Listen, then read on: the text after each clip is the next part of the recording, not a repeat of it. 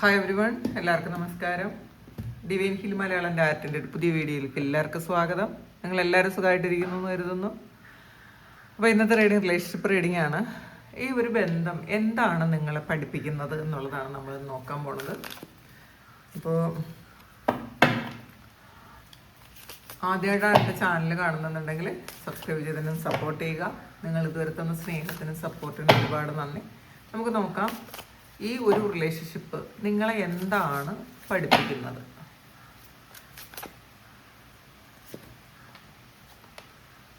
Four of wands, king of pentacles, two of swords,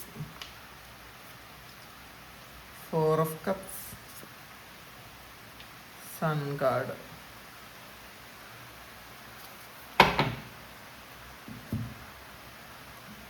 ഇനി നമുക്ക് നിങ്ങൾക്കുള്ള ഗൈഡൻസ് എന്താണെന്ന് നോക്കാം.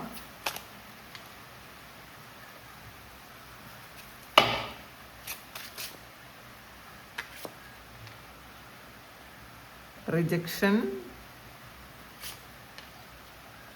ഗ്രോത്ത്.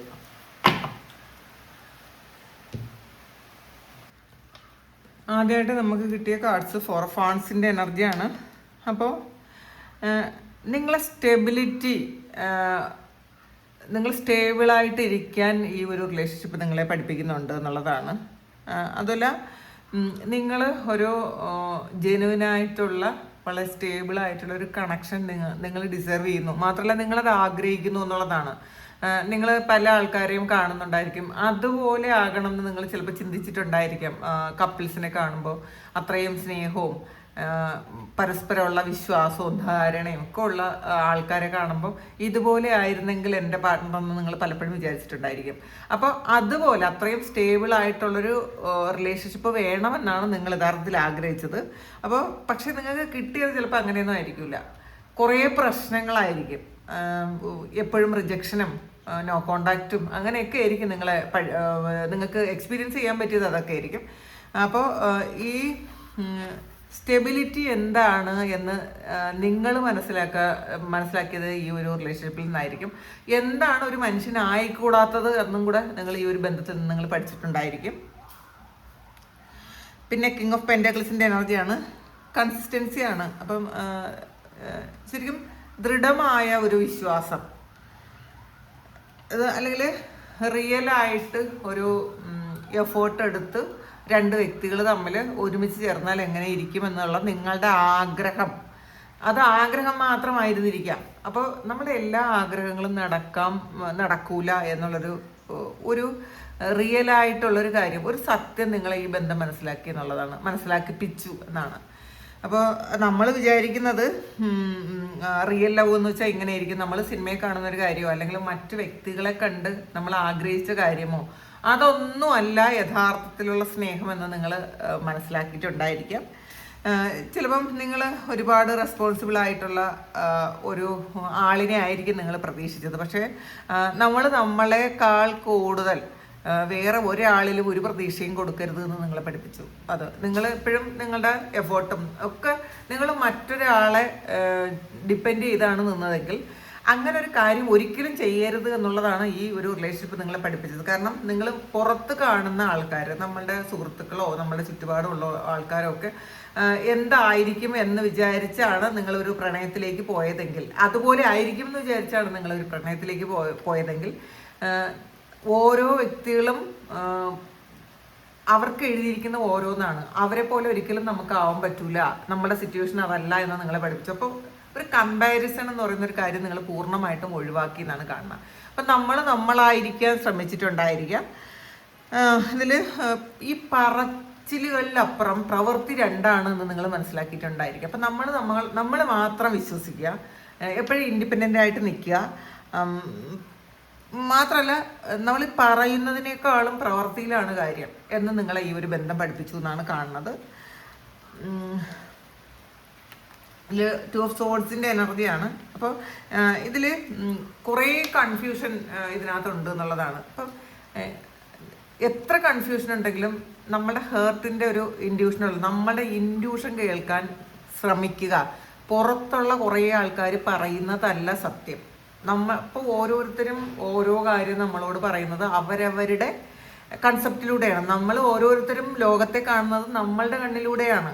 അപ്പോൾ അതെല്ലാവർക്കും ചിലപ്പോൾ സ്യൂട്ടാകണം എന്നില്ല. അപ്പോൾ നമ്മളുടെ ചോദ്യങ്ങൾക്കുള്ള ഉത്തരം നമ്മളുടെ ഉള്ളിൽ നിന്നാണ് വരുന്നത് എന്ന് നിങ്ങൾ മനസ്സിലാക്കി. അപ്പം മറ്റൊരിടത്തുനിന്നുമല്ല നമുക്ക് ഗൈഡൻസ് കിട്ടുന്നത്.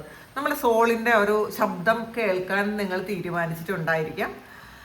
കൺഫ്യൂഷൻ ഉള്ള സമയത്തും നിങ്ങൾ ഹൃദയത്തോട് ചോദിച്ച് ഉത്തരങ്ങൾ കണ്ടെത്തണം എന്നുള്ളതാണ് ഈ ഒരു റിലേഷൻഷിപ്പ് നിങ്ങളെ പഠിപ്പിച്ച പാഠം. 4 ഓഫ് കപ്സിൻ്റെ എനർജിയാണ്. നമ്മളെ ആവശ്യമില്ലാത്ത ചില സ്ഥലങ്ങളിൽ നമ്മൾ ഇരിക്കരുത് എന്നുള്ളൊരു പാഠം നമ്മളെ പഠിപ്പിച്ചത് ഈ റിലേഷൻഷിപ്പ് ആയിരിക്കാം. മാത്രമല്ല, നമുക്ക് വേണ്ട പരിഗണന തരാത്ത, നമ്മളെ അപ്രീഷിയേറ്റ് ചെയ്യാത്ത, നമ്മൾ ആവശ്യമില്ലാതെ ഒരുപാട് സമയം നമ്മൾ അവർക്ക് വേണ്ടി കളഞ്ഞ് നമ്മളുടെ കാര്യങ്ങളൊന്നും നോക്കാതെ വേറൊരു വ്യക്തിക്ക് ഒരുപാട് പ്രാധാന്യം കൊടുത്ത് അവർക്ക് വേണ്ടിയിട്ട് വെയിറ്റ് ചെയ്യുന്നത് ഒരിക്കലും ചെയ്യരുത് എന്നുള്ളതാണ് നിങ്ങളെ ഈ ഒരു റിലേഷൻഷിപ്പ് പഠിപ്പിച്ചത്. അപ്പോൾ അതൊരു വലിയ ലെസൺ ആയിരുന്നിരിക്കാം. നമുക്ക് നമ്മളുടെ വർത്തൊക്കെ പോവും.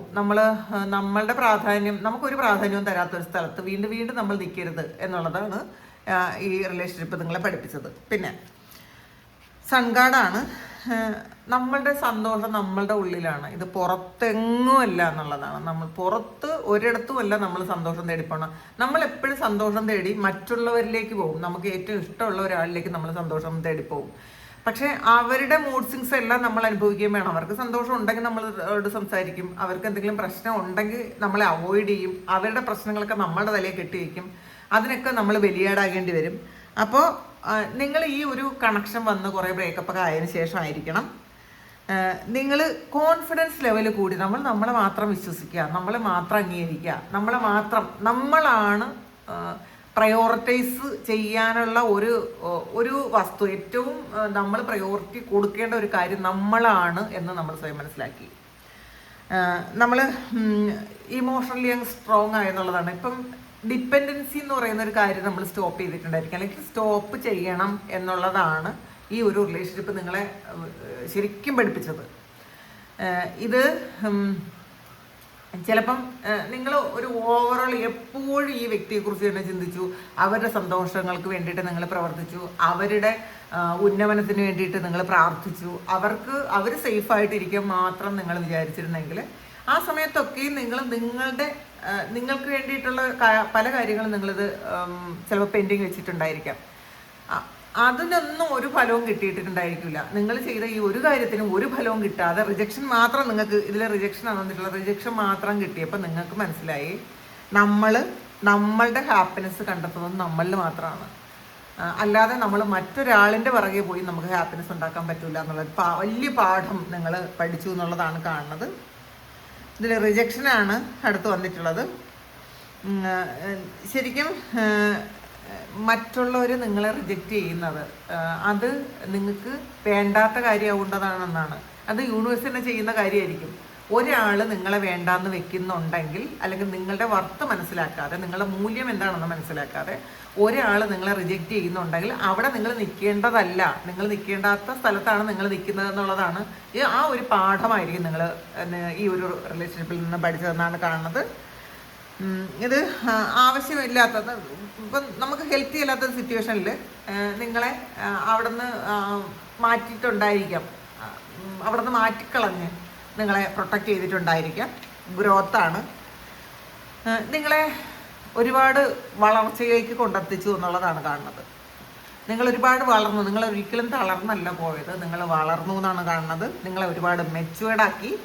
പിന്നെ നല്ല സണ്ണും കിങ് ഓഫ് പെൻറ്റക്കിൾസും ഒക്കെ വന്നിട്ടുണ്ട്. അപ്പോൾ നിങ്ങളെ സ്ട്രോങ് ആക്കി ഒരുപാട്. നിങ്ങളുടെ ഡിസിഷൻസൊക്കെ കൃത്യമായിട്ടുള്ള ഡിസിഷൻ എടുക്കാൻ നിങ്ങൾക്ക് പറ്റി. കൃത്യമായിട്ടുള്ളൊരു ബൗണ്ടറി വെക്കാൻ നിങ്ങളെ പഠിപ്പിച്ചു.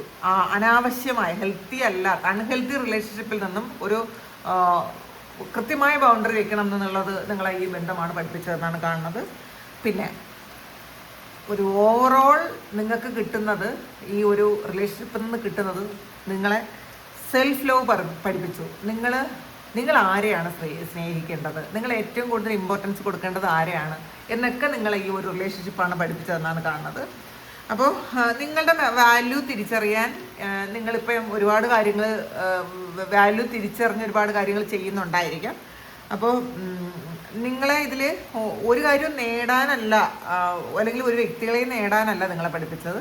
നിങ്ങളെന്താണെന്ന് നിങ്ങളെ മനസ്സിലാക്കിച്ചു. അതാണ് ഏറ്റവും വലിയ കാര്യം. നിങ്ങളെ ഇൻറ്റ്യൂഷനെ ട്രസ്റ്റ് ചെയ്യാൻ പഠിപ്പിച്ചിട്ടുണ്ടായിരിക്കാം. ഈ ഒരു റിലേഷൻഷിപ്പിൽ ചിലപ്പോൾ നിങ്ങളെ തന്നെ നഷ്ടപ്പെട്ടു പോയിട്ടുണ്ടായിരിക്കാം. നഷ്ടപ്പെട്ടു പോയ നിങ്ങളെ തിരിച്ചെടുക്കാൻ അത് നിങ്ങളെ പഠിപ്പിച്ചിട്ടുണ്ടായിരിക്കാം. പിന്നെ നിങ്ങളെ അക്സെപ്റ്റ് ചെയ്യാത്തൊരു സ്ഥലത്ത്, നിങ്ങൾക്ക് ഒരു വാല്യൂ തരാത്തൊരു സ്ഥലത്ത് നിങ്ങൾ ഒരിക്കലും നിൽക്കരുത്, അവിടെ നിന്ന് മാറിപ്പോകണം എന്നൊക്കെ നിങ്ങളെ പഠിപ്പിച്ചിട്ടുണ്ടായിരിക്കാം. എന്തായാലും ഒരു ബൗണ്ടറി സെറ്റ് ചെയ്യാനും സെൽഫ് വർത്ത് കളയാതെ ജീവിക്കാനും സെൽഫ് ലവ് പ്രാക്ടീസ് ചെയ്യാനും വളരാനും നിങ്ങളെ പഠിപ്പിച്ചു ഈ ഒരു ബന്ധം എന്നുള്ളതാണ്. പിന്നെ സൺ കാർഡാണ്. അപ്പോൾ സൺ കാർഡ് എന്ന് പറയുന്നത് സെൽഫ് ലവിൻ്റെ കാർഡാണ്. നമ്മൾ നമ്മളിൽ തന്നെ സന്തോഷം കണ്ടെത്തുന്ന ഒരവസ്ഥയാണ്. അപ്പോൾ പുറത്തൊരു ആരും അക്സെപ്റ്റ് ചെയ്തില്ലെങ്കിലും നമ്മളെ സ്നേഹിച്ചില്ലെങ്കിലും നമ്മൾ സന്തോഷിക്കും. അതാണ് നിങ്ങളെ ഈ ഒരു ബന്ധം പഠിപ്പിച്ചതെന്നാണ് കാണുന്നത്. അപ്പോൾ ഇതാണ് ഇന്നത്തെ റീഡിങ്. ഇത് നിങ്ങളുടെ സിറ്റുവേഷനുമായിട്ട് മാച്ച് ആകുന്നുണ്ടെങ്കിൽ നിങ്ങളൊന്ന് കമൻറ്റ് ചെയ്യുക. നിങ്ങൾക്ക് ആർക്കെങ്കിലും പേഴ്സണൽ റീഡിങ് വേണമെങ്കിൽ എൻ്റെ വാട്സാപ്പ് നമ്പറിൽ കോൺടാക്ട് ചെയ്യാം. Thank you. നമുക്കൊരു പുതിയ വീഡിയോ ആയിട്ട് വീണ്ടും കാണാം. എല്ലാവരും സുഖമായിട്ട് സന്തോഷമായിട്ട് സമാധാനമായിട്ടിരിക്കട്ടെ. Thank you.